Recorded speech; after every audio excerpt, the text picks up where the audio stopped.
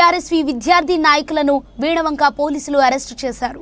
BRSV నాయకులను అక్రమంగా arrest చేసిన వీణవంక పోలీసులు నిర్బంధాలతో విద్యార్థి సంఘాల నాయకులను, విద్యార్థి ఉద్యమాలను ప్రభుత్వం ఆపలేదు. బీఆర్ఎస్వి రాష్ట్ర నాయకులు ఆవుల తిరుపతి యాదవ్, అప్పని హరీష్, రాపర్తి అఖిల గౌడ్, ఓం ప్రకాష్ అరెస్టు చేయడం జరిగింది.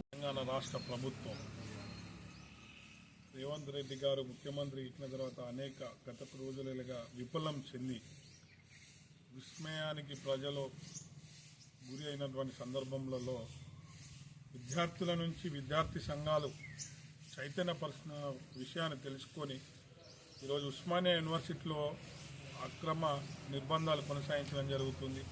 అదేవిధంగా రేవంత్ రెడ్డి తన కుర్చీని, తన పదవిని కాపాడుకోవడానికి సాక్షాత్తు విద్యాలయ భూములను 400 ఎకరాల సెంట్రల్ యూనివర్సిటీ వేలం వేయడం ఇది చాలా దుర్మార్గమైన చర్య.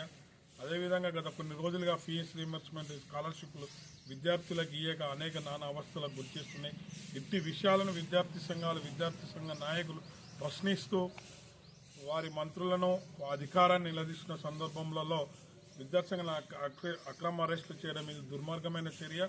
ఉదయాన్నే ముందస్తు అరెస్టులో భాగంగా ఈరోజు విద్యార్థి సంఘ నాయకులు, బీఆర్ఎస్వి నాయకులను ఈరోజు అరెస్ట్ చేయడం జరిగింది.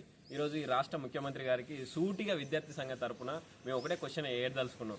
ఈరోజు మీరు నిర్బంధాలు చేసి ఎన్ని రోజులు మమ్మల్ని ఆపగలుగుతారు? ఈరోజు స్వరాష్ట్ర సాధన కోసం విద్యార్థి సంఘాలు ఏ రకంగా పనిచేసినాయి అనేది మీకు తెలుసు. ఈరోజు స్వరాష్ట్రం వచ్చిన తర్వాత స్వరాష్ట్ర సాధన కోసం పనిచేసినటువంటి మాలాంటి వాళ్ళపై ఇలాంటి నిర్బంధాలు మాకేం కొత్తేం కాదు.